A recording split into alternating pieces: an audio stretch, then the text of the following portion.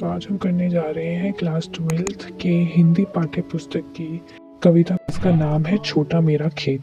तो शुरू करते हैं। छोटा मेरा खेत चौकोना, कागज का एक पन्ना, कोई अधड़ कहीं से आया, क्षण का बीज वहां बोया। यहाँ दो तरीके से कवि बता रहे हैं कि किसान के लिए ये खेत छोटा है, और दूसरा कि कवि के पास एक कागज का टुकड़ा है जिसे वे खेत की तरह मान रहे हैं। कि कैसे खेत में किसान बुआई करता है और यहाँ कैसे शब्दों की बुआई होती है। जिस तरीके से खेत में बीज बोया जाता है, उसी तरीके से विचारों की एक आंधी आती है और मेरे दिमाग में कुछ कविता फूटती है, यानी कोई विचार कवि के दिमाग में आ गया। कल्पना के रसायनों को पी बीज गल गया निशेष, शब्द के अंकुर फूटे, पल्लव पुष्पों से नमित हुआ विशेष। यहाँ कवि कहते हैं कि जिस तरीके से बीज जमीन में गल जाता है, उसी तरीके से मेरी कल्पना के रसायनों में, यानी मेरे विचार उन सभी के साथ मिल गए और गल गए। जिस तरह से वह गल जाते हैं, धीरे धीरे अंकुर फूटता है और उस माध्यम से मैंने कविता लिखना शुरू किया। धीरे धीरे वह जो अंकुर फूटा था, अब उसमें पत्ते फूल निकले।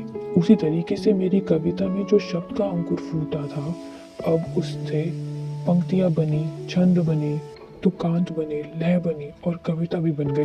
छूने लगे फल रस अलौकिक, अमृत धाराएं फूटती, रूपाई क्षण की, कटाई अनंतता की, लूटते रहने से जरा भी नहीं कम होती। अब पेड़ पर फल लगने लगे हैं, तो भी उनकी कविता को पढ़ने से रस आ रहा है, आनंद मिल रहा है।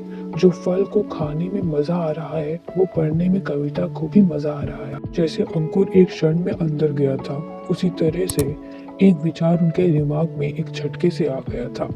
विचार आने में एक क्षण लगा था, लेकिन कविता एक बार लिखी जाती है तो उसका रस अनंतता तक हमेशा के लिए रह सकता। उसी तरीके से जब अंकुर एक बार फूट जाए तो पेड़ एक बार उगता है, लेकिन वह बहुत सालों तक उस पेड़ के फलों को खाया जा सकता है। जैसे हम किसी पेड़ से फल तोड़ते हैं तो वो फिर उग जाता है, हम फिर तोड़ते हैं, वो फिर फल आ जाते हैं।